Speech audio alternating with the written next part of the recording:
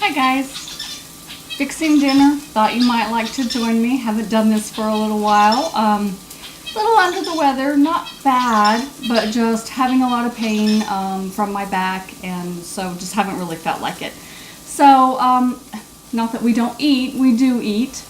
I just haven't felt like being on camera very much. But anyway, if you're new, thank you for joining me. Give me a thumbs up and subscribe if you like what you see. And if you've been with me for a while, then you know I like to just turn the camera on when I'm cooking.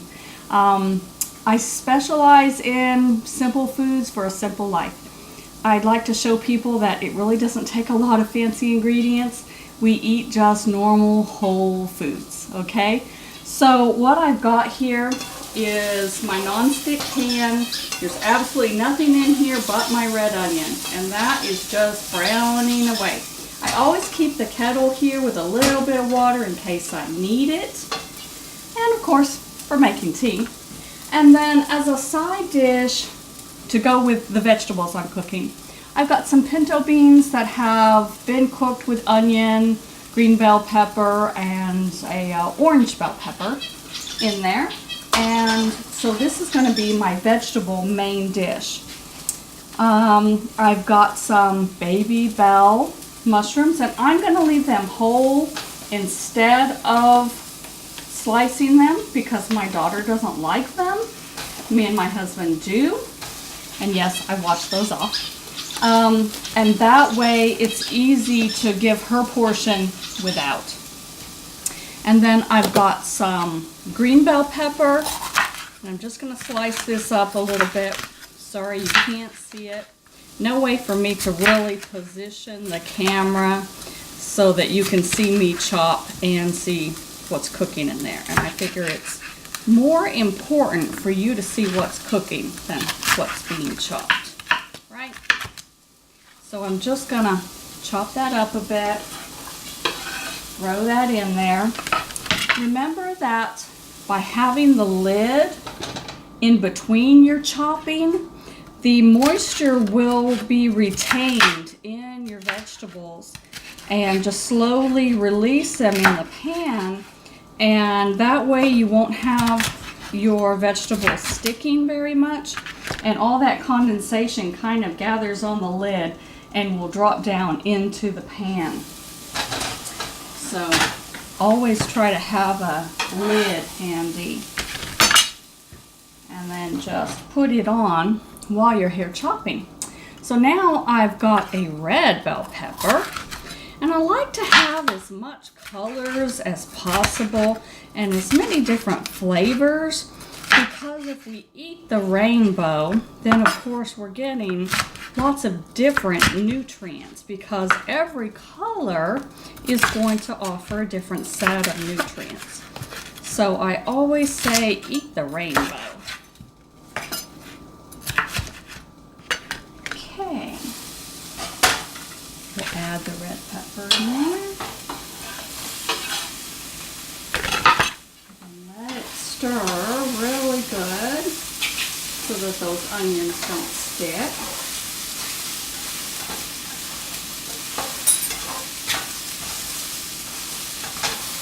I like to stick with onions, and I like to have cruciferous vegetables whenever possible. So I will add cabbage or broccoli or Brussels sprouts to most of my vegetable dishes. When I do a medley like this, I always try to add those, because they are one of the best vegetable families, and one of the ones that help fight cancer. So remember to always add cruciferous vegetables at least once a day into your meals. And that could be, like I said, Brussels sprouts, either red or green cabbage, broccoli. Oh, there's just a whole family of those.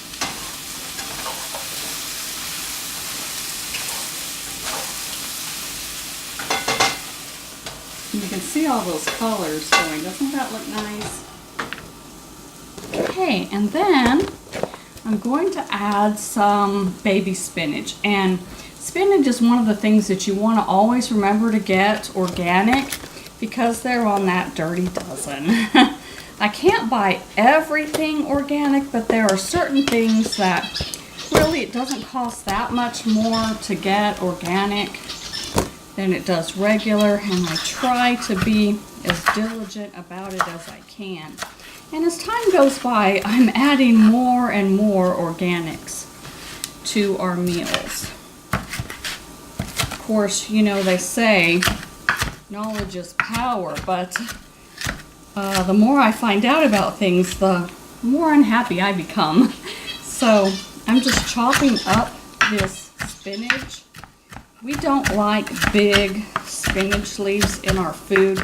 They tend to get a little bit slimy, and it's just, it doesn't look good, and it doesn't feel good. I guess the bite of it, it's just not very appetizing.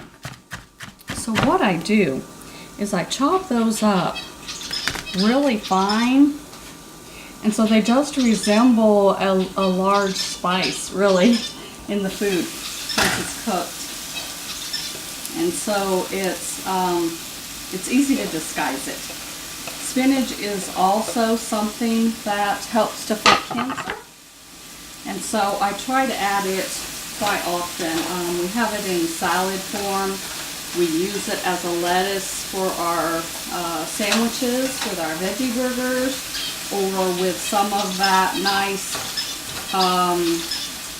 either cashew or my sunflower seed spread. And you can look for all of these, and I'll try to find the links for them.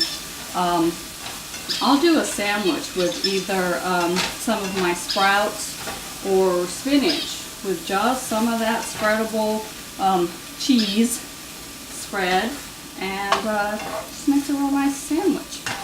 And I hope you can see those colors. Doesn't that look nice? So again, the beans are a side dish, and let me get the lid on those so I can turn them up a little more and they can be cooking faster, because this is almost done. You know, we like our food al dente as much as possible, and so I just really want to give it a good sear and warm it up a little, but I don't want it too overcooked and mushy. And then all I'm going to do with this is add some quinoa that I've already cooked and kept in my refrigerator. And I cooked it in my Instant Pot, and that's part of my batch cooking, is cooking things ahead. You know, I've got lentils in the fridge, and pinto beans, and brown rice, and quinoa, and of course all my spreads, my vegan butter spread, and then my sunflower seed spread. Try to keep all of those things done up all the time so that it's real easy to just throw a meal together like this. Okay, and as soon as those warm up, they'll be done. It doesn't get any easier than that, guys. Look at here.